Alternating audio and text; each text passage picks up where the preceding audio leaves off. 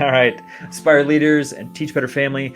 I am so excited for our conversation today because who I have is someone that's been on the podcast before and is the number 2 most listened to podcast on Aspire to Lead. So I put that as a badge of honor because Evin, you are doing some phenomenal things around the world, honestly, with your company Belouga, and we'll touch on that. But also, you are very passionate about some topics that I love, which is personalized learning, the collaboration piece globally, not just within the United States. And then, of course, I want to do something fun with you, which is predicting some changes in education for 2024. We're in the midst of January, and I know a lot of people are looking to potentially, do some things a little bit different than they're used to. And I always love kind of picking your brain as far as you having this like net that's a little bit different than some folks just because you're working with so many different people around the world. So Evin Schwartz, thank you so much for being on Aspire to Lead. Yeah, my pleasure, Josh. Thanks for having me back. And I have to figure out who that number one spot is now, right? Like we have to get back to that person and figure out how do we dethrone them. But always good to be on here. Appreciate everything you guys are doing, and just happy that people are listening to it as well. Oh, for sure. And you had some phenomenal insights. If anyone's listening right now on your podcast player or on YouTube, just make sure you're heading over and checking what Evan was talking about before, because man, you were talking about just like something we're going to talk about a little bit today, but just the video content that you guys produce, and then also, just how to incorporate that in the classroom. And I thought it was so powerful. So, yeah, let's talk about personalized learning first. But before we do that, I probably should pump the brakes and ask you to kind of share about your story, because potentially some folks haven't heard that last episode, and so if you wouldn't mind sharing a little bit about your educational journey and how you started this phenomenal company. Yeah, I appreciate that. And I'll give you the high level spiel on this side in a sense. So I'm a startup entrepreneur through and through. I think I worked corporate 2 weeks in my life. That's my claim to fame. And ultimately just realized, like, out of college, you can imagine at the time, parents, you just got out of college. What are you doing possibly? Right. But really just saw that there were a lot of opportunities in the world to change things. And I think that's the driving factor, right? That every one of us, especially as educators, why we get into the practice in general. So education has kind of always been my backbone, whether I realized it or not, in a sense. Yeah. And my early career was focused really on marketing and connecting to Gen Y, Gen Z, and setting them up for success both in and out of the classroom. And Belouga came about at this point almost 9 years ago, which is crazy to even think about, especially during those pandemic years where it seems like 50 at this point. But Belouga came about, honestly, just being tapped into the global education space from a nonprofit side and supporting different organizations and realizing, like, hey, we are failing our kids left and right. And at the time, I've been fortunate throughout my life. I always say that is I've built a global network, been able to understand different perspectives and travel and things along those lines. And it changes your opinion about everything. And at the time, 9 years ago, reflecting on some conversations that I had, realizing like all these media headlines and all this clickbait content, and it's probably even worse today than it was back then. Yeah. Like, we are feeding kids garbage, like literal garbage for their mind. And if we're not changing this in some way, shape, or form, we're just failing them. And it starts in the classroom. Yeah. Right. So we looked around the world and started taking inspiration from the things we love the most. Right. So Netflix and Hulu and Disney and Instagram and Snap and all those great things. How do we bring that learning experience into the classroom? And how do we make it social? So today, 9 years later, I mean, the network I cannot thank enough. Beluga is active now in about 120 countries. Primarily still North America is still our bread and butter for sure, but realizing what's taking place globally has definitely expanded our vision of what's needed in education, also what's coming. And what our core competency is, we work with different content creators worldwide, groups like UNICEF, different movie studios, documentaries, etc., to bring that really rich video content, the same way as I sit on my couch and watch Netflix, into the classroom. Today, we work with upwards of about 500 global organizations, tens of thousands of hours of content that's vetted by educators on our side. Everything is then curated. Everything is then aligned to subject area standards, curriculum, et cetera. So it can be used in the classroom on a day-to-day. And in giving students and teachers social tools similar to the Instagrams, the Snaps, the TikToks of the world in a safe, secure, vetted environment where they're able to create in multiple modalities. That's a huge aspect for us, right? Like, let's give kids the tools that they're thriving with outside the classroom. So I don't understand why education doesn't value a podcast the same way they do a standardized test, right? Like, more work goes into the podcast. I can promise you that, and more soft skills, quote unquote. And I know we're on video, so I'm Yeah. happy that people can see my face when I say that one. But let's give them the tools that they're going to be thriving with way after their K-12 career. Yeah. And let's knock down the four walls of the classroom and give them the ability to share, learn, and collaborate globally. So Belouga does a lot, from everyday lesson plan replacement and supplement to a lot of PBL, which I'm so excited about these days, to a lot of personalized learning as well for both students and teachers. So that's high level spiel in a nutshell for you. I love it. So let's talk about the personalized learning piece, because I love your charge. I mean, obviously you created this company because you saw some deficiencies within the classroom, and you talked about soft skills, or maybe essential skills is what we need to say here. And really focusing on like the personal side of the student. And so I want to know what that connection is, and what you're doing with school districts to kind of help, change the landscape of the classroom. Yeah, absolutely. So the first thing that we realized, and this has honestly come more so over the last 2 years, like the tail end, and I don't even know if it's the tail end, but the tail end of the pandemic in a sense, Mm-hmm. is teachers are hurting, right? Like they really are. Yeah. It's not easy being a teacher today. I mean, like there's districts, we run a lot of promotions, and like you can't give away free lunch to teachers. They don't even have time to eat it. Yep. So how are we expecting them to learn new technologies and implement new pedagogies? It's impossible. So where our personalized learning actually has started is with teachers. And how do we come into this learning experience and understand you're a science teacher, right? You teach eighth grade students, and 3 different languages are spoken in your classroom. 10 of those kids didn't have breakfast this morning. 2 of those kids go home to a one-parent household, and they're all expected to get the same outcome. It's insanity, literally insanity.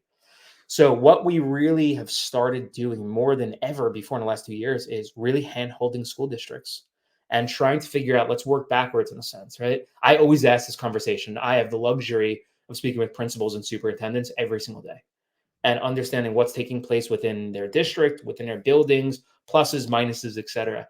Where I always bring the conversation is, if we're having this conversation in 12 months, what did we knock out the park, right? And how do we work backwards to get there? And where it starts is, our mission is we want to change the world, right? Like we believe planting a seed in a learner, student, teacher, it doesn't matter, and giving them that knowledge can literally change the outlook and pathway of their career, life, et cetera, and chain reaction, community, and then globally, right? That's how we always look at education. It's the foundation.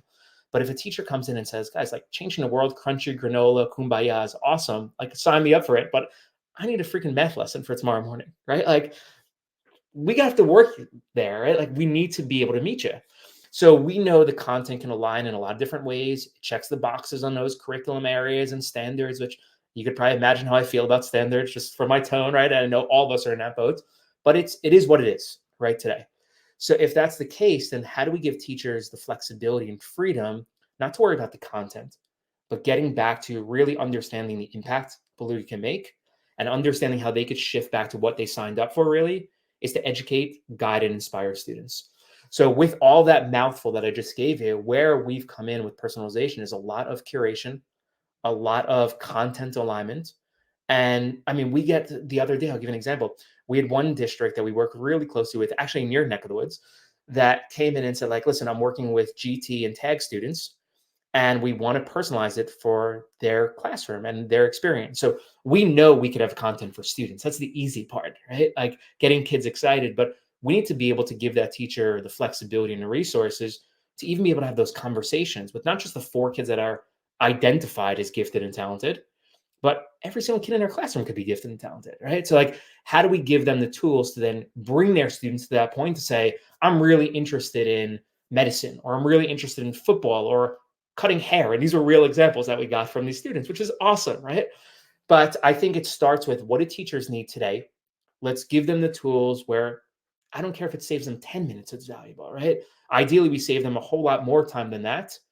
But once they're there and realize the impact, and what we've seen is that it's really easy to implement technology. So we're not going to sell you on we're the best new product and like our content's better than anyone's, which we do believe ultimately we have to. But at the end of the day, it's how do we just support teachers? And then going into the platform, how does that teacher then have the flexibility and time to then support their students? And the beauty of our technology, especially now, 9 years later, is that everything is algorithm based and it's personalized. So if I come in and say, hey, I love frogs and pizza as a second grade learner, well, I'm getting served all that material, age appropriate, subject appropriate. And the neat part, what we've seen over the last 8, 9 years, is that that second grader is then in 10th and 11th grade, and the system has grown with them, right? While the teacher is continuing to get those resources year over year. So we've been doing a lot of personalization, a lot of curation, not only for teachers, but schools as a whole and districts as well. So I think I wrote an article about this recently too. It's like, I think curation is one of the most underutilized terms in education. And when you realize the power of it, I mean, it breaks down everything. So that's, a lot of our personalization focuses on that. Yeah, I love that curation piece because it is important. I mean, everyone is different and has different interests and different pathways Mhm. to success within the educational system. And just can say enough about what you're trying to accomplish, again, not only in our country, but globally. And you had talked about the global connection. And I want to kind of dive into that a little bit more because I know obviously the buzzword is collaboration, right? Collaborating with those in your building, in your district, and potentially in your state. But you also have the idea of collaboration beyond our country. And I would love to hear kind of, your charge for that and how that's being implemented and for our folks to be able to get out to other countries because what we're doing here isn't always the best. We can learn from other folks. Yeah, no doubt. But we could learn big time from other folks, Yeah. right? I mean, you look at how divided our country is, and it's scary right now. Yeah, it Like is. what we're giving our kids to walk into. And I don't care what side politically you're on, right? I think we could all agree, like, we are failing our kids and Yep. the next generation. From a collaboration side, collaboration is a loaded term, right? And we've realized that, especially I go back to my first point of, personalization. It's like, oh, well, here's all these resources, but I have 45 minutes and you want me to connect with someone in Australia Yeah. around fishing? Like, what are you talking about right now? This is insanity. So the neat thing about collaboration is that it happens in every field, every industry, and every aspect of our lives. Right? Yep. One of the interesting things, and someone brought this to me years ago, it's like K to 12 education, for the most part, traditionally, is one of the only ecosystems that we don't encourage every single day collaboration. I mean, I remember my own days in school a while back. Is like there's folders up, and people are hiding their answers like this. Like, this is insane, guys, right? Like, let's actually have conversation around this. And again, testing is another conversation and ball of wax we can get into, but kids should be working together 24/7, right? Like, there should never be that isolated period where, it's drill and kill ultimately of here's curriculum and figure it out yourself and hand in this assignment. There's no other industry on earth that does that, right? Like, you and me, we always collaborate, we connect, we communicate. Education's great in that sense from a professional sense. If you go out of education, every industry fails ultimately if they don't connect and collaborate. So that skill, an essential skill, I love how you said that instead of soft skill, because soft skill even like gives me the heebie-jeebies. It's like it's the opposite of what it should be. Essential skills, and I'm going to start using that and quoting on it too, is collaboration, communication, presentation, reflection. I think you look at some of the big topics in education over the last few years, SEL, the core foundation of that is collaboration, right? It's how am I referring to myself and how am I relating to others? So collaboration to us means a lot of different things, right? Within our ecosystem in Beluga, what we've seen is that students are collaborating the second that bell rings to go home. So why are we not bringing this into the classroom? I'll give a great example of like video games, right? Our kids are talking, communicating, and playing and connecting. Where just read an article yesterday that play-based learning is actually more impactful than instruction-based learning, which I think there's something real to that.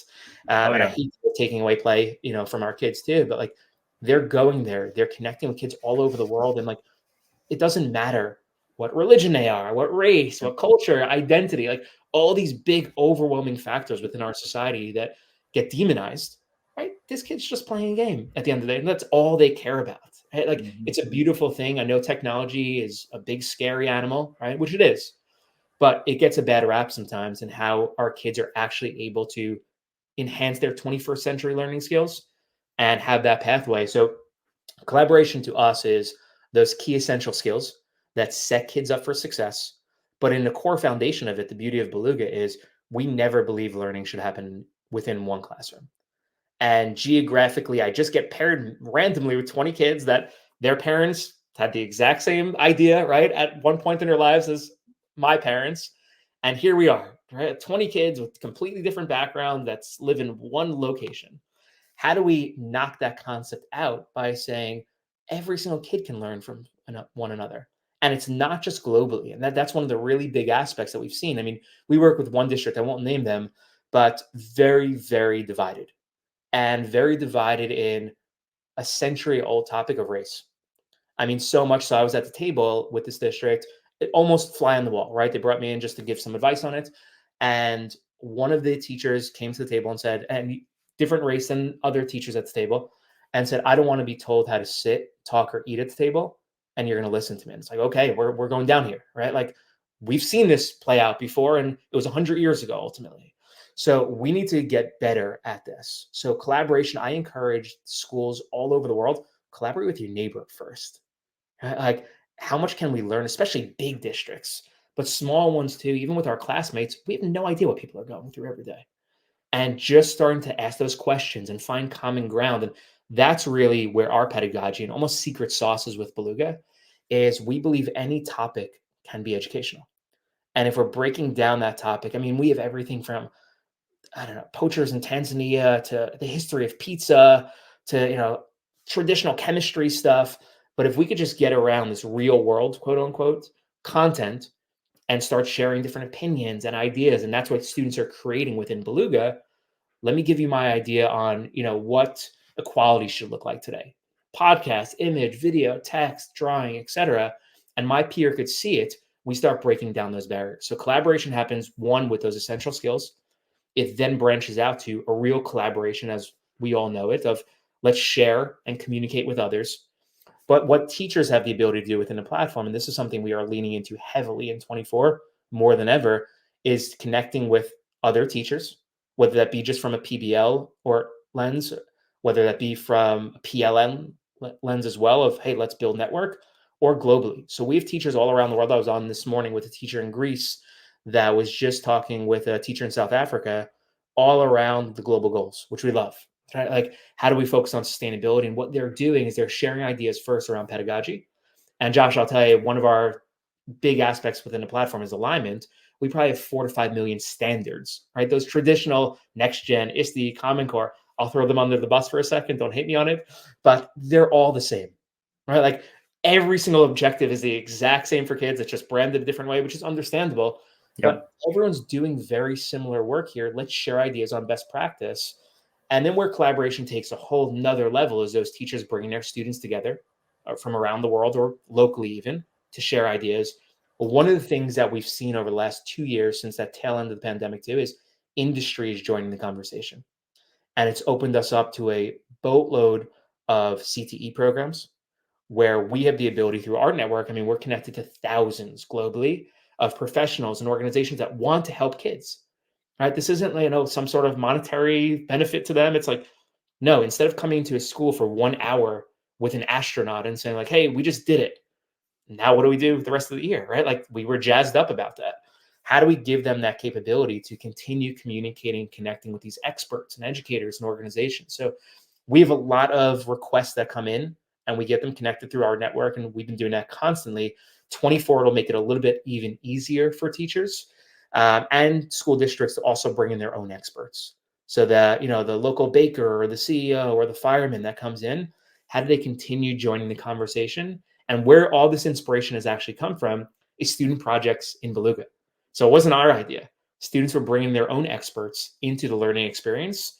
And we were seeing just incredible learning outcomes and saying like, this is unbelievable. We don't need that big title or big organization to make an impact. It's everyday people making everyday changes, right? So probably more than you asked for on the collaboration side, the core foundation of what we do. Well, I mean, it's a huge topic. And like you said, I mean, that term is an umbrella for so many different aspects, especially in education, and that it is lacking. There is improvement to be made. You were talking about just even like the local, small district or even large district. I mean, there were plenty of times, in the districts that I was in that were very large that I didn't know what was going on in the campus next to us, and we were just maybe a block away from each other, right? And so, like, if we're not even collaborating within our own little area, like, how are we not expanding that even further? And so, and I'll Belouga, that real quick. yeah, please. But what we do is the kid gets out of 12th grade and goes to university or a job for the first time and sees completely different people than they were brought up with.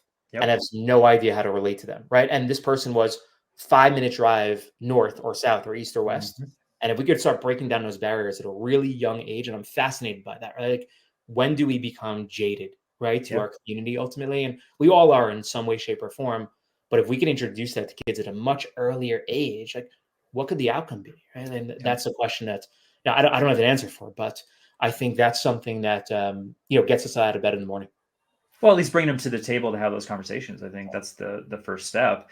And you're right. I mean, you talk about being in a bubble. I mean, you only get exposed to so much, and you're only experiencing within your small community. And there's so much more out there that you can be exposed to. And I want to touch on what we've been deeming essential skills, because obviously when you look at that, or you could even use the term future ready skills, for the job market, as far as what our students need to have moving forward to be successful in probably professions that don't even exist. Let's be Mhm. honest. We're only on the tip of the iceberg with AI and that world. But I want to really pick your brain, buddy, as far as, Okay. you have exposure to so many folks globally, and I want to touch on like 2024, right? As far as moving into the new year, Yeah. looking at predictions of change in education. What do you think maybe are like the top three things that will really be shifting? Because obviously the pandemic changed things, but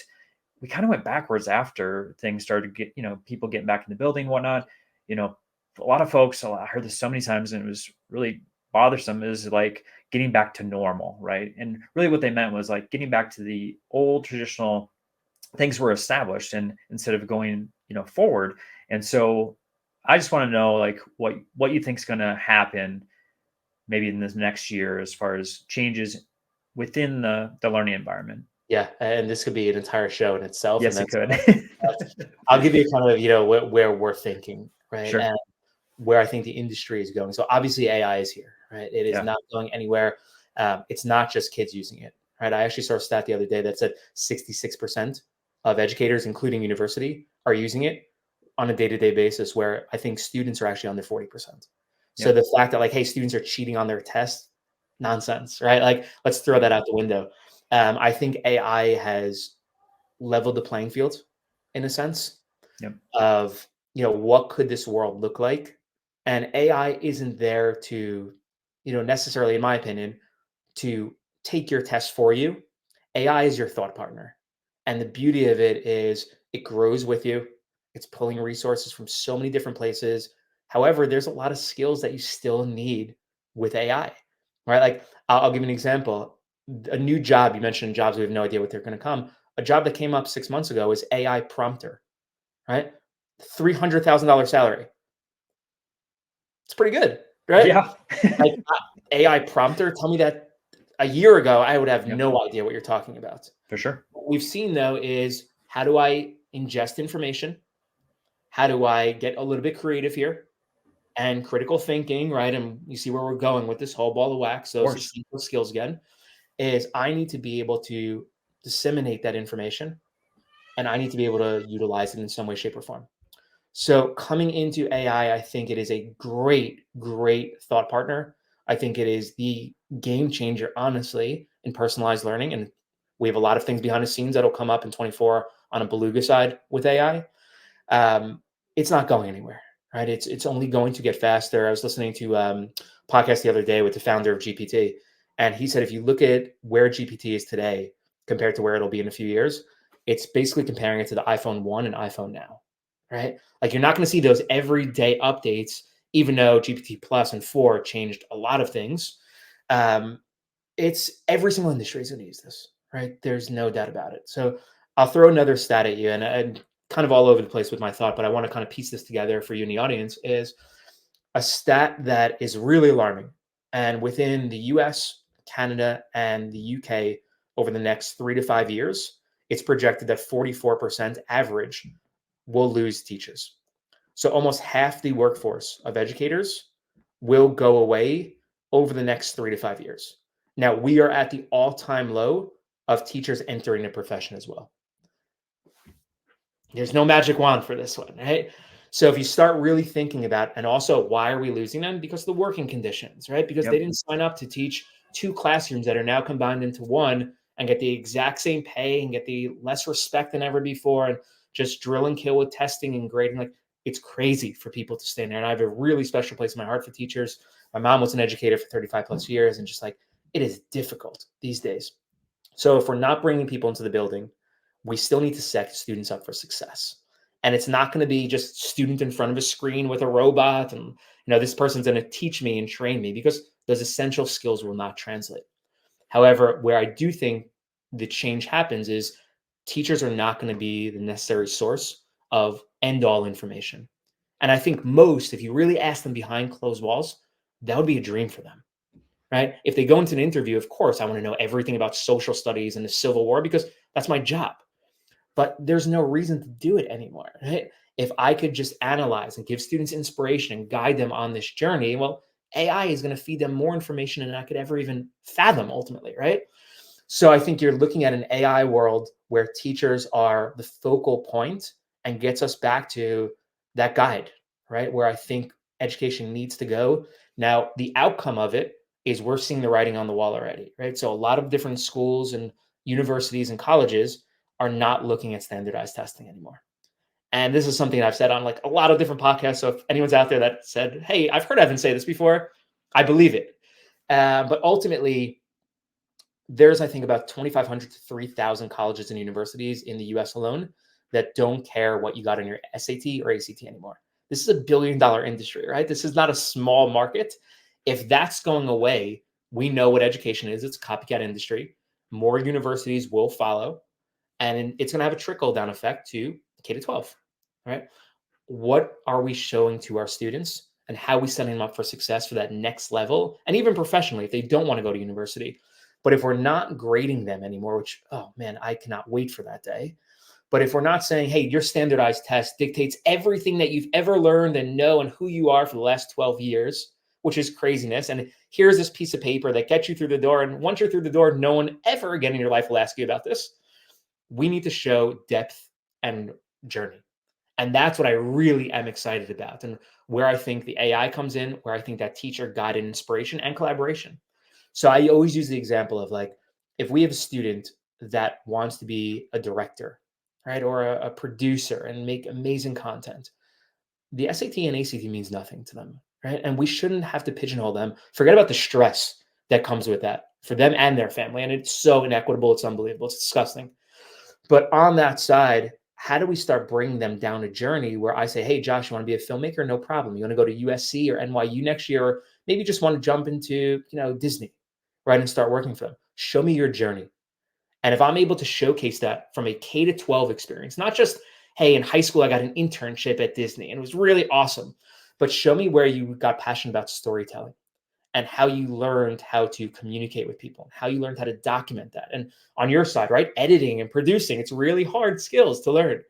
And if I could see that from a K to 12 process, instead of just a score, right, that actually brings life and humanity to education. And I use that term loosely here, but like, I believe it, right? Like, we're dehumanizing the learning experience. The job of a school is not to set kids up for success. Ultimately, we need butts and seats. That's how we get funded, and we need to get them out the door, right? And that's hard. But if we're able to showcase that journey from K to 12 on a student side, regardless if they pivot 50 times, it doesn't matter. I know along the lines of the skills they picked up, the assets they created the same ways, what they're doing on social. And I have a really good sense when they want to make that jump. And it doesn't have to be 18, it could be at any age, but like when they want to make that jump to profession or industry or university, I know exactly where they're coming from. And I could have such a better sense of who this person is and set them up for success.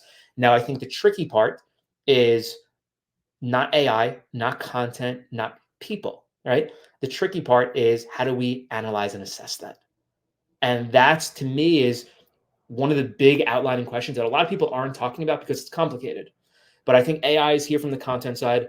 I think teachers leaving the building will give other teachers the ability to maybe loosen the grip a little, because they're not going to have a choice on what their traditional classroom experience can be. AI and technology will guide their student through a content experience.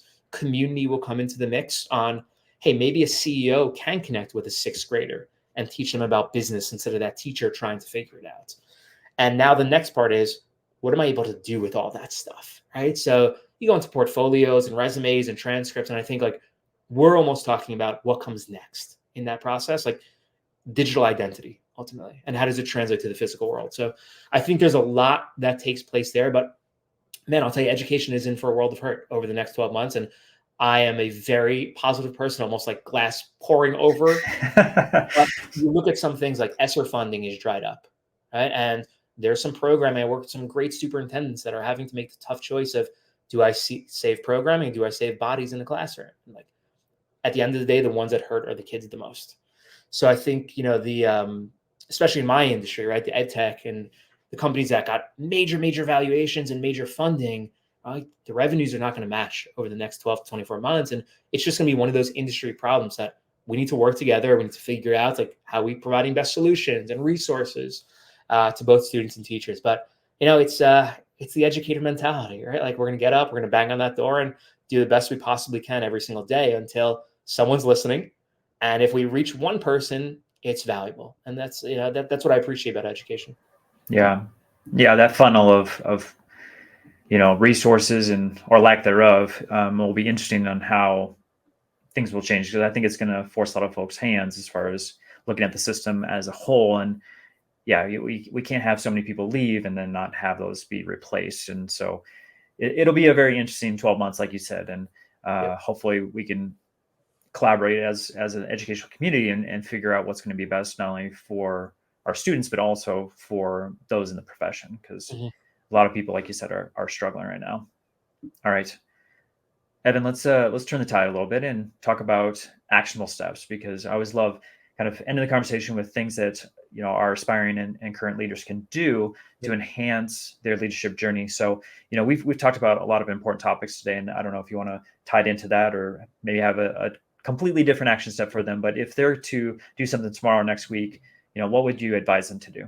Yeah, I would leverage their intelligence. And I use that in a way of, so much content is being produced these days, and it has never been easier to get connected with people. Right? I mentor a lot of young companies, not only in the ed tech space, but globally. And one of the biggest things I always say is, people want to hear your experience, and they want to hear your failures, and they want to hear your successes, and authentic voice reigns supreme. And you see that. You see it on Twitter, you see it on Instagram, you see it on LinkedIn, which I am super bullish on right now. I think LinkedIn is a place that more educators need to be, especially understanding and connecting what's taking place in industries that their students will go into, like AI, right? So they don't have to be afraid of it. But I think sharing perspectives, opinions, ideas, and then seeing the fruits of that and saying like, wow, I inspired someone, or someone really learned something from me, or I got connected with this person and I'm going to work with them for the next 5 years. Like, I think that is a major play. And you don't have to be a content creator and create videos and podcasts every day. But I think getting uncomfortable, right, and putting yourself out there in a sense of just communicating your thoughts. I've seen amazing things happen with that, right? Like laws of attraction, from a sense of more people are coming into you, more conversations and opportunities are happening. So a big takeaway is start sharing, right? Like, start telling people about your journeys and your hardships. And if we're able to break that down and to tie a bow on this, that's collaboration 101, right? So I think, that goes into a lot of the DNA at Belouga. It goes into my methodology overall, but I think if more people are putting out their learning journeys and not just their successes, right? But like the entire process, the journey is where it's at. It's not the destination, right? So if we could start communicating more, connecting more, let's do it. Yeah, so powerful. Evin, I want folks to be able to connect with you on social media, but then also with Belouga, because like you've shared such a powerful company and you have so much to offer as far as the personalized learning. And so how can they connect with you either via website or on social media? Yeah, so I mean, everyone's open on Belouga. It's a 100% free platform to register for. Belouga.org, Belouga. We spell it wrong like a tech company would for SEO purposes, but definitely check it out, sign up. And, if we're able to help you and your students, that's what we're here for. You can find me on Twitter. It's at Evin Schwartz. And on LinkedIn is my big new platform in 24 now, really spending time on it and devoting resources to it. So shoot me a message, a DM. I'm not going to shy away from it. That's how I've been able to connect with so many great people. But yeah, we're here. We're here to help in any way we can. Yeah, so let's tie a bow on that. Like you said, as far as collaboration, I hope everyone listening is connecting with Evin and reaching out. He is one that is very generous with his time and making those connections with a whole host of educators. And that's what I appreciate most about you and what you do as far as your work. Of course, joshsamper.com. You can go over there if you want to check out Belouga, click on the links, connect with Evin. And then, of course, for those who are, taking us in on YouTube, of course, subscribe to Joshua Stamper, the channel, or you can go over to the Teach Better team page as that community is growing so much. Evin, thank you so much again for your time. It's such an honor to have you back on the Aspire to Lead podcast for a second time. And I just appreciate all of your hard work and what you're doing with the changes that are occurring in education. I think you're at the forefront of all of this, amazing transformation of the education system. And I just want to tell you how much it means to an educator myself and to the educational community for the work that you're doing. I appreciate that, Josh. And I'll tell you, we're coming for that #1 spot on your show too. So let's boost those views. Appreciate it. Thanks, buddy.